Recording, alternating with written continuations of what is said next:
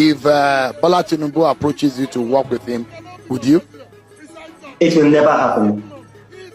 Okay, which one? Which of the scenarios? Him approaching you or you accepting to work with him?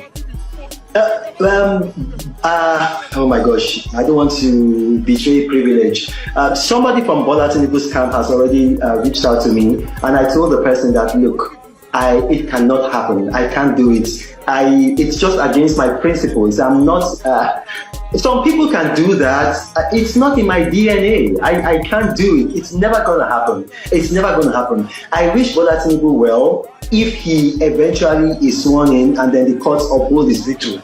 But I can never work with him. Because we don't want a Pablo Escobar kind of president. We don't want Nigeria to be reduced to Colombia. We already have enough problems with insecurity. We don't want drug cartels now fighting over. We don't want anybody to make our president vulnerable. These are questions. Yes or no, Bola Tinubu, were you a drug lord? Just yes or no.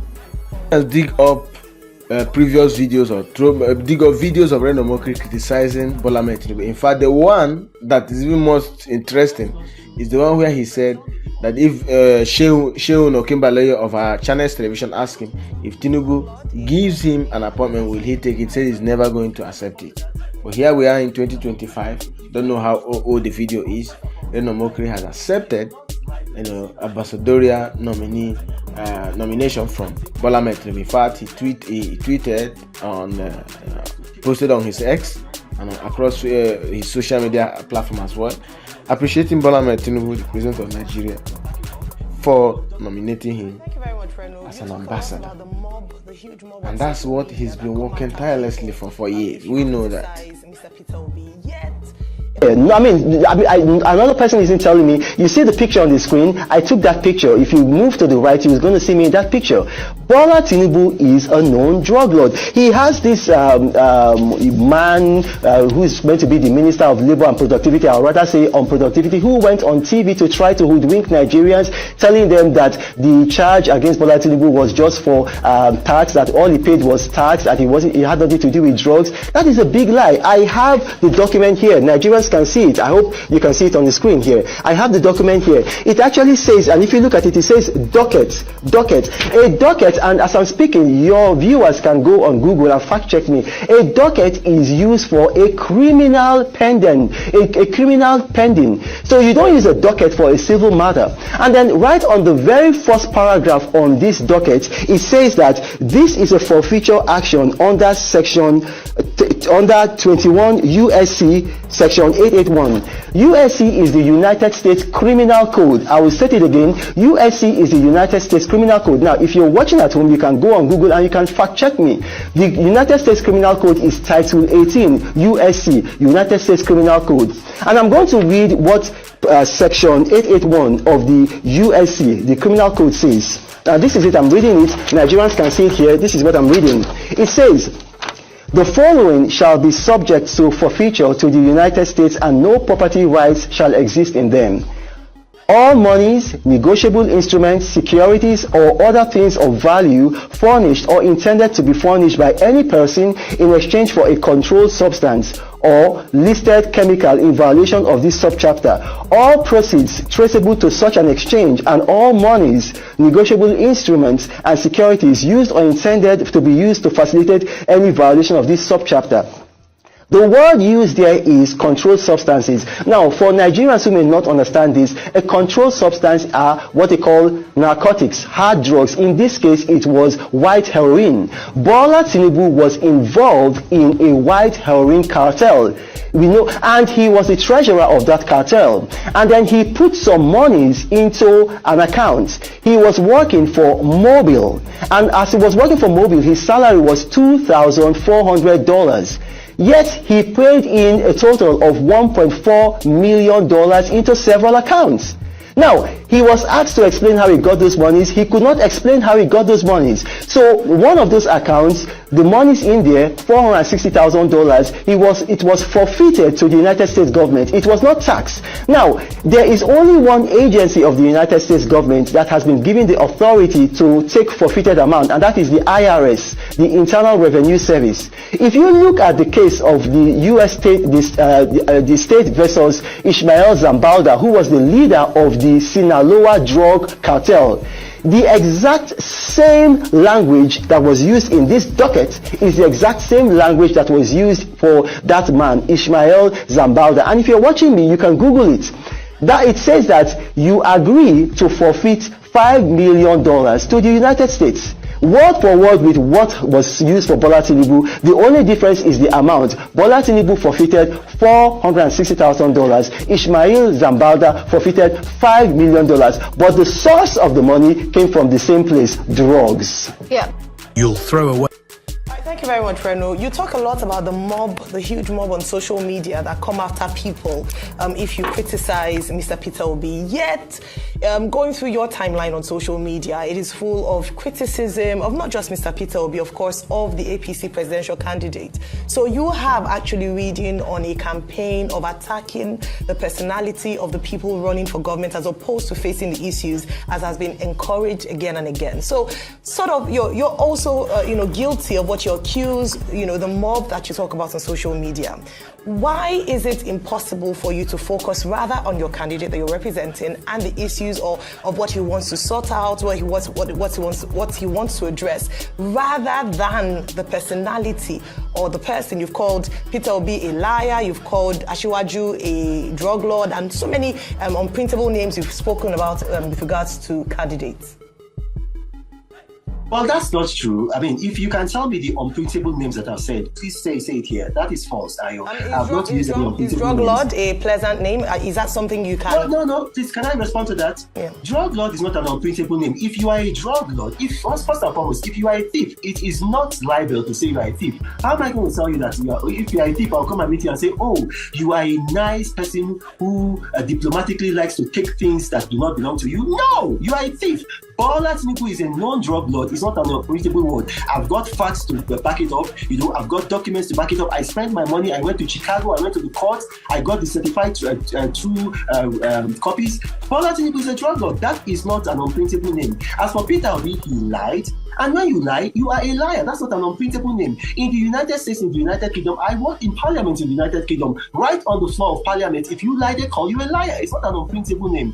And I address issues. A person's integrity is part of the issues in this election. If you lie, it's part of the issues. Whether or not a candidate's background, if you have a background with drugs, that's an issue. Look at what happened in Colombia. They had a president who had a non-drug lord background. It affected their country, effectively bankrupted that country because foreign direct investment into that country almost ceased. Major banks did not want to do business with that country. These are important matters, and it is not true that I do not promote Waziri Atiku Abubakar. Every day I do a hashtag why should I vote for Atiku, and I give reasons every single day. Consistently, I give reasons why people should vote for Atiku Abubakar. So look, if we are going to run our elections and issues, this is how you're going to do it. You address integrity issues, you address competence issues, and you address their background, and which is what I've been doing. There is nothing unprintable in what I've been saying.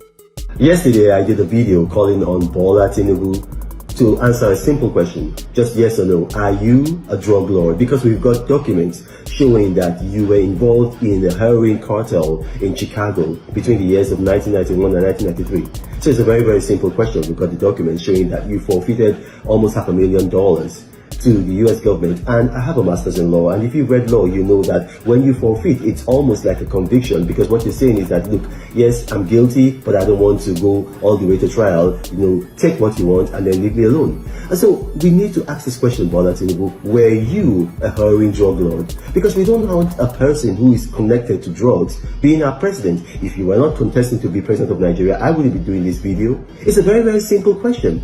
Some people reached out to me. I got threats, which I'm going to ignore. But well-meaning people reach out to me and say, look, leave this matter, it's in the past. Why should I leave this matter?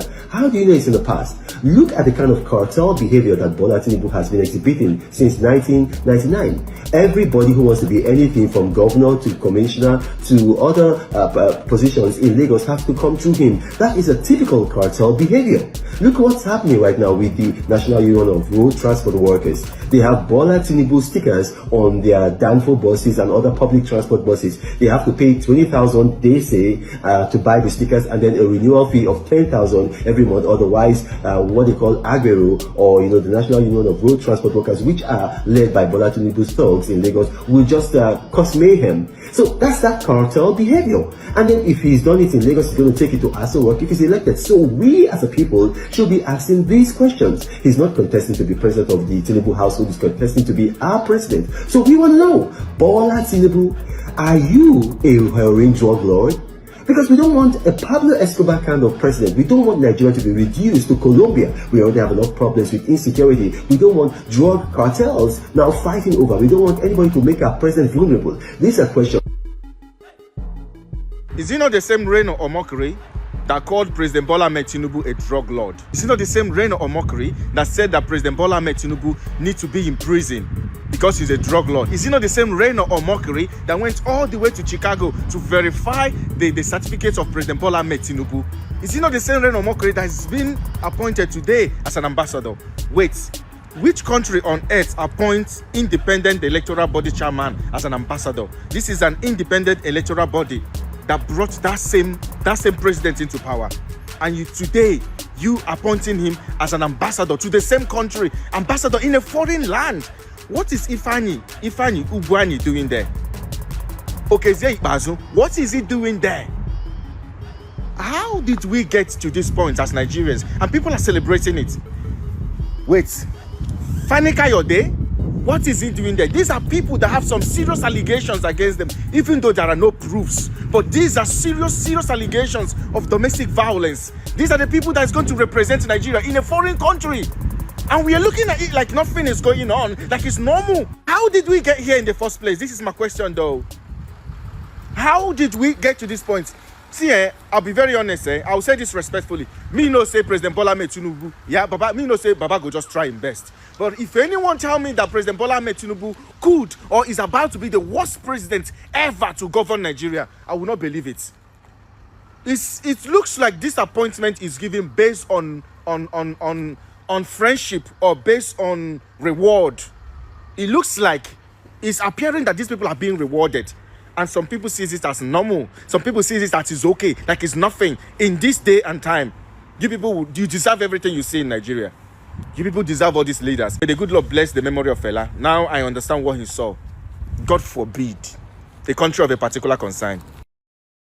Omokri or Reno Omokri is trending on various social media platforms because his name appeared on Tinubu's ambassadorial nominee list. So he's going to become one of Tinubu's ambassadors. I don't really know the country that Bola Ahmed Tinubu will be sending him to. But when we look down the line, look at the videos of Reno Omokri calling Bola Ahmed Tinubu a drug lord, a belle-faced politician.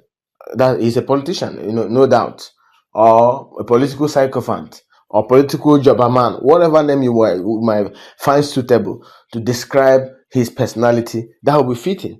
Here was a man who continued to call Bola Ahmed Tinubu a drug lord and appeared on Arise TV, on Channels TV. In fact, he was doing that consistently on his YouTube channel. And I'm very sure that if you go to his YouTube channel now, all these videos will be gone. He must have deleted them because he's found what he wants. He's a chameleon that that changes to red and black anywhere he goes. We understand that the last presidential election, he was supporting Atiku. Atiku Abubakar was his candidate, and that was why he made his campaign was around P2B and Bola Ahmed Tinubu. But when Bola Ahmed Tinubu won, this guy switched camp. He abandoned Atiku Abubakar and he started withdrawing every statement he's made against Bola Ahmed Tinubu. He said he went to Chicago State University. He confirmed that Bola Ahmed Tinubu actually schooled there. He confirmed that Bola Ahmed Tinubu actually graduated there. But what he did not tell us again is that Bola Ahmed Tinubu is no longer a drug lord. And that's the many questions that will be coming to him now. is Bola Ahmed Tinubu still a drug lord? The videos are there. The internet never forget. People say if we are in the maybe 18th century or 17th century where we don't have record of some of these things, he could just go scot-free. But we have these videos of him stating categorically that he went to Chicago State University, he went to US to verify that indeed Bola Ahmed Tinubu is a drug lord. And you will see what Mario of Arise TV asked him. Said, you have called the president unprintable names, calling him a drug lord. He said the names are not unprintable because he stated the obvious, that Tinubu is whom he said he is, that Tinubu is a drug lord. So I'm wondering, what has a man who is known as a liar, a manipulator, got to do with ambassador? Tinubu, Reno Omokri as an ambassador will be a representative of Nigeria. Wherever he stands, Nigeria stands. Wherever he is, that's where Nigeria is. What he says in whichever country that Bola Ahmed Tinubu is sending him to will be what Nigeria says. If he is respected anywhere, any country he is sending to, Nigeria is respected. If he is insulted, Nigeria is insulted. So I really don't understand why Bola Ahmed Tinubu is using critical political position or public offices to use it to do as political settlement. You look at those men, Minister of State for Defense and all of that. These people have no experience in security or whatever. They don't have the experience, so he's just giving them this job or these offers as a kind of compensation or a settlement, and that's why the country is where she is today. Now we go back to the other one called FFK, Femi Fani-Kayode, that was calling APC all sorts of names. Is a demonic this and that. Currently now he's also in the list of those that will be made an ambassador. We complain of security issues, and Tinubu has refused vehemently to put the right people at the critical offices, at the main offices for Nigeria to move. Nigeria cannot move forward if you continue to do political settlement for people that have questionable characters. And not that it was just an accusation. The evidences are there. Videos are all over social media that this man called Bola Ahmed Tinubu a drug lord, called him this, called him all sorts of names. Now he switched camp immediately because he is desperately seeking for power. He is desperately looking for political appointment after he finished his job as SSA to President Goodluck Ebele Jonathan in 2015. Since then, he has been jumping from one camp to the other. He told us how he managed P2B's social media account, and after managing, and he became Atiku's campaigner. And because he became Atiku's campaigner, Atiku is the most righteous man. But which we know that Obasanjo, Atiku is not even in Obasanjo's good books till today. But Reno Omokri decided to promote Atiku, and then try to condemn and throw jabs or just criticize, do all sorts of witch hunting against Bola Ahmed Tinubu and P2B. So I don't understand why this man, in just last month or a few weeks ago, this man from US, Mike Arnold, exposed him how that he was flaunting cars that's not his. And then he was using it to mock the obedient movement, obedience within. It wasn't his own. The man showed us evidences. Tinubu saw all of this and then decided to pick Reno Omokri as an ambassador. Just a few weeks ago, the man Tinubu made a minister of innovation or whatever, Minister of Science and Innovation, resigned because he forged a certificate. How many can we get from this government? How many of these blunders are we going to get from Nigerian government? The more we complain about corruption, bad government, the more this man continues to recruit terrible people to be the face of Nigeria. How can Nigeria change? And then they are saying we should not call for foreign intervention. That is going to happen with immediate effect. Reno Omokri should even be ashamed of himself. He is perfect example who an ambassador should not be. Ambassador that have no pedigree, like so many people, football fans will say, ambassadorial position has lost credibility. It indeed has lost.